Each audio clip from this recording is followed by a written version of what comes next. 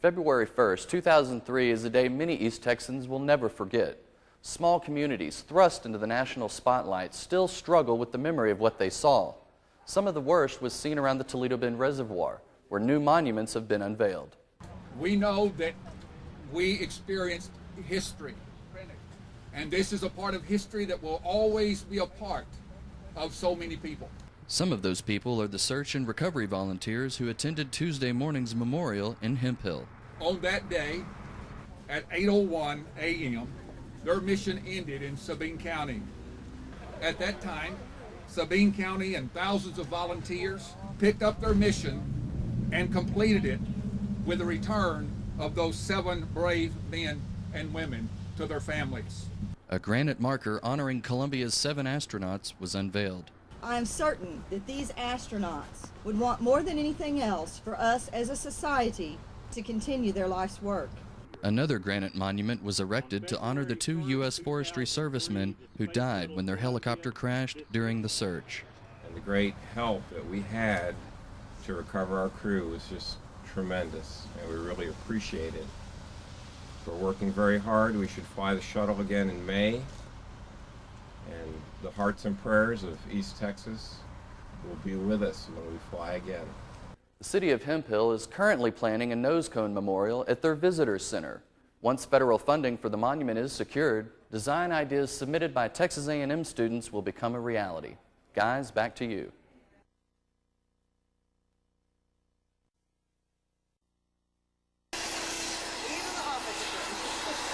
Vacuuming, wiping, scrubbing, and spraying. The cleanup is underway at the Gregg County Humane Society. So we're doing everything from cleaning walls, floors, cages, kennels, kitchen, lobby area, everything that we don't always get a chance to clean and disinfect quite as thoroughly during the week. And nothing beats good old-fashioned bleach for killing the germs that cause canine distemper. Because we're going to be using so much, just to use good old-fashioned bleach and water. It supposedly kills all viruses and bacteria, and so that's what we're using today. An outbreak of the airborne virus that causes distemper has ushered in an early exercise in spring cleaning. Now, the cages here at the Humane Society are cleaned on a regular basis, but this is the first time anyone can remember a cleanup operation of this magnitude ever taking place. As far as I'm aware, no, not to this extent. Every shelter has problems with disease, whether it's parvo in puppies or upper respiratory in cats. But to my knowledge, distemper has not ever been a problem at this shelter, although I have heard of it being a problem in other areas. And the 11 puppies that remain are being adopted by a South Tyler woman. We were very fortunate with the community effort and the public support. We were able to adopt or return to owner all of the dogs that were in our facility except for these 11 puppies. And I just got off the phone with the lady from Tyler who is going to foster them for us. She's on her way now to come pick them up. And when the cleaning is done, the process of receiving and placing dogs will begin all over again. In Longview, Jason Youngblood, CBS 19 Eyewitness News. Had he lived, Dr. Martin Luther King Jr. would have been 76 years old last Saturday. The legacy he left behind has touched the lives of generations, as young and old alike do their part to keep the dream alive. His truth is marching on. And march they did. About 75 people gathered Monday morning to honor Dr. King with a parade down MLK Boulevard in Longview. And young people in the march seem to have a sense of what this day is all about. I'm proud, I'm black, and I love Martin Luther King because he's my hero. And he's just a man who gave me freedom, so I can understand why he's here and why he died for us. It just means to me that I can get along with the races of people and that other races of people can get along with me. Local ministers led the crowd with hymns sung to the rhythm of Foster Middle School's color guard. The parade wound up at Mount Olive Missionary Baptist Church, where a lively service was filled with song and prayer.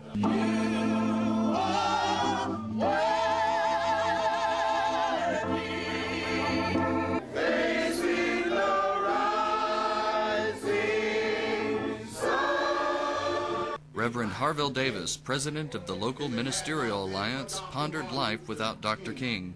Amen. What would life be like today if he had not led a march in Selma?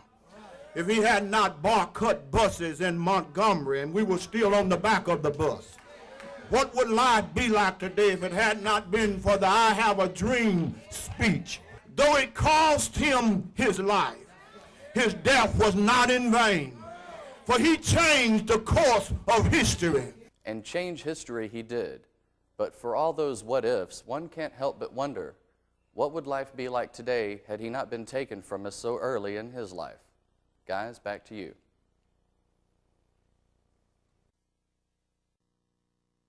Most of the oil has been picked up at this time.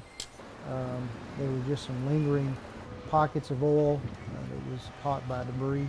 Wednesday, nearly 1,500 barrels of crude oil released from this pipeline station on Highway 42 in Gregg County, right into the Sabine River, just upstream from where Longview gets drinking water for the city.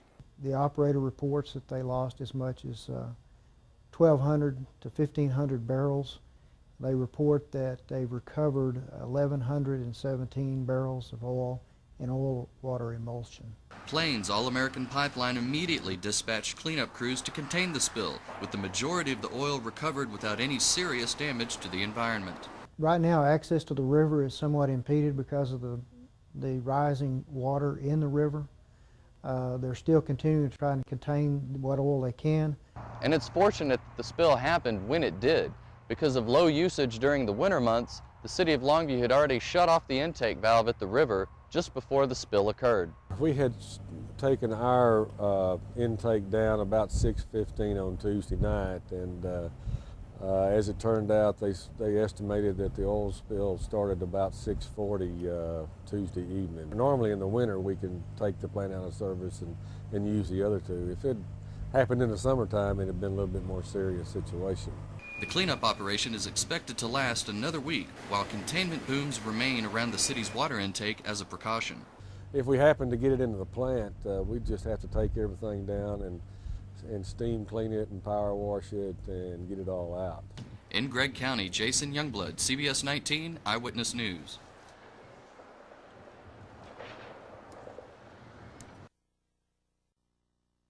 Sand and dust and rain and mud, so a full military ruggedized environment.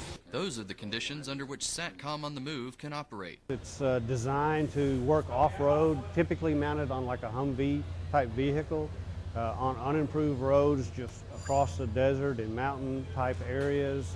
Wednesday, General Dynamics, the parent company of Vertex RSI and Kilgore, announced the successful military testing of a mobile satellite communication device that they created.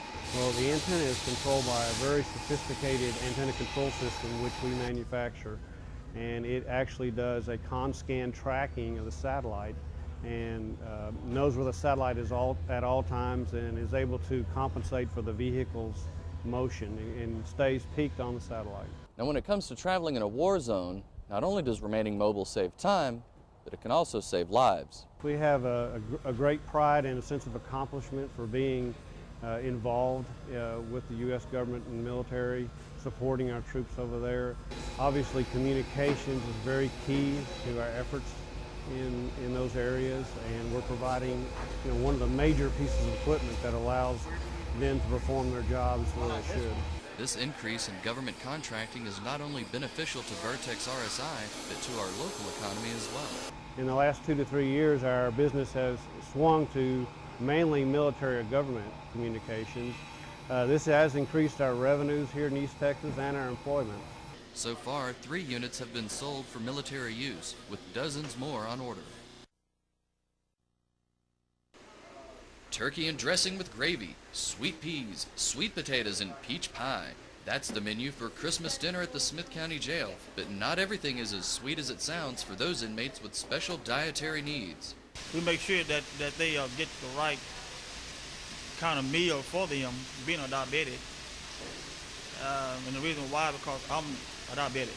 The rail cook knows the importance of keeping sugar out of a diabetic meal, so as kitchen supervisor at the jail, he makes sure certain meals are made with those inmates in mind. You got to be really careful, make sure they get the right kind, of food, but they are different from the regular meals. The meals prepared for inmates with diabetes are served in dark trays, while the regular ones come in lighter trays. And with these special holiday dinners come just a few special privileges for the inmates. We try to give them a good meal with little extras on it. We let the television stay on to midnight, so, try to ease the boredom and be understanding. For several of the guards working at the Smith County Jail today, Christmas hits a little closer to home because many of the inmates in prison here, they've known most of their lives. They're with their extended family, so to speak, because they're with these inmates, each other 7 days a week, 24 hours a day. But yeah, I'm sure that the heart is kind of heavy that they're not with their family, their children and loved ones. And even though there is a more relaxed atmosphere throughout the jail, some inmates take the time to remember the reason for the season. I was up in one of the cells earlier, and they were up there praying and just thanking God that they were able to see another Christmas.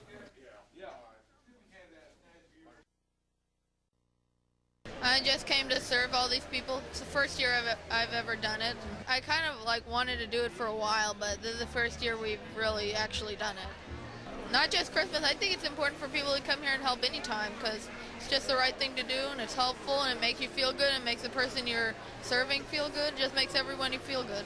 I'm here to help serve the community and serve food, serve everybody here.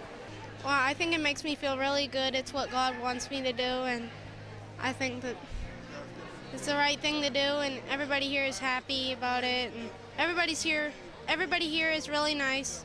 I'm helping pick up trash because I wanted to help people. Some of our neighbors were coming out here and invited us. It makes me feel good about myself because I'm helping other people. I just ate a piece of pie. I didn't try the food, but it was pretty good. When I can't be with who I want to be with, it's pretty incredible to have this many people.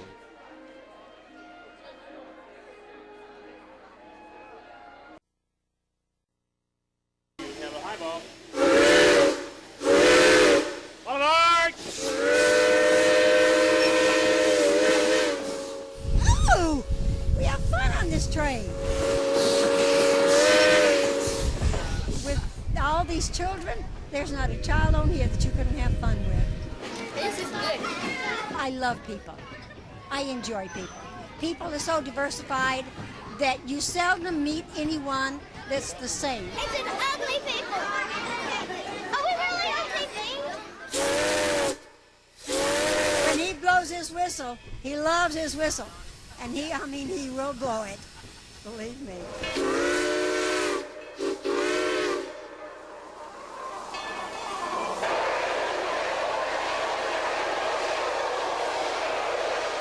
And the bell, they'll sound at the same time.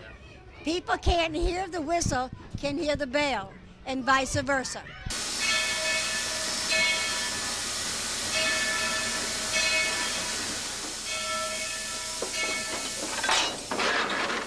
Engine 300, you have a high ball.